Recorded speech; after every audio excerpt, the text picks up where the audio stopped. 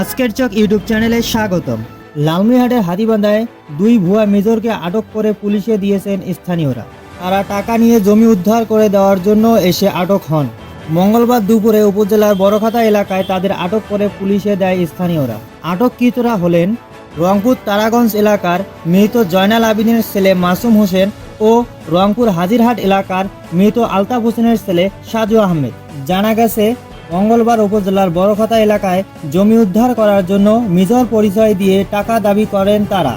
স্থানীয়দের সন্দেহ হলে তাদেরকে আটক করে পুলিশে খবর দেয়। পরে পুলিশ গিয়ে থানায় নিয়ে আসে। আজ আজ দিকে 1:30টার দিকে আমার কাছে ফোন আসে যে বড়খাতা এলাকায় একজন মেজর এবং মেজরের সহযোগীকে আটক করে রাখছে স্থানীয় লোকজন। পরবর্তীতে আমি আমার মোবাইল পার্টিকে পাঠাই। আমার মোবাইল পার্টির ইনচার্জ ছিল সার্ভিস ছিল বাসায়, তাকে আমি বলি আপনি যান, যে দেখেন যে এরকম কোনো লোক পাইলে আপনি থানায় নিয়ে আসেন।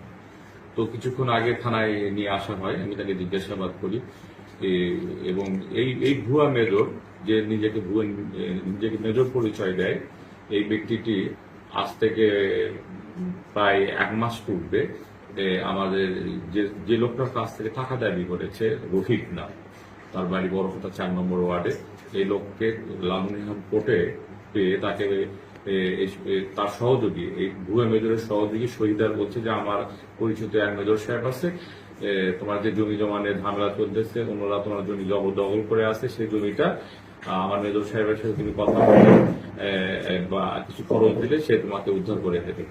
পরবর্তীতে এই মেজরের সহযোগী শহীদার রহমান রফিকের সাথে কথা বলে কত টাকা নেবে সে অনুযায়ী চুক্তি করে যে তোমার 50,000 টাকা দিতে হবে, মেজর সাহেব তার জমি উদ্ধার করে দেবে। তো এর আগে আজকে সপ্তাহখানিক আগে রফিকের কাছ থেকে ডিমলা এলাকায় যে 20,000 টাকা নেয়, 50,000 টাকা নেবে। আর আজকে এই মেজর সাহেব তার বাড়িতে আসছিল, এই ভুয়া মেজর সাহেব আজকে তার বাড়িতে আসছে বাকি 30,000 টাকা নেওয়ার জন্য। তখন স্থানীয় লোকজন তাকে আটক করে পুলিশকে খবর দিলে পুলিশ সেখান থেকে তাকে ধরে নিয়ে আসে। তার বিরুদ্ধে আমরা নিয়মিত মামলা নিয়ে বিজ্ঞ আদালতে তাকে প্রেরণ করব এবং তার বিরুদ্ধে আমাদের যাবতীয় আইনগত কার্যগুলি আমরা সম্পাদন করব। আজকের চক ইউটিউব চ্যানেলটি সাবস্ক্রাইব করে লালমনিরহাট ও দেশের সকল খবর পেতে চোখ রাখুন আজকের চক ইউটিউব চ্যানেল ও আজকের চক ফেসবুক পেজ।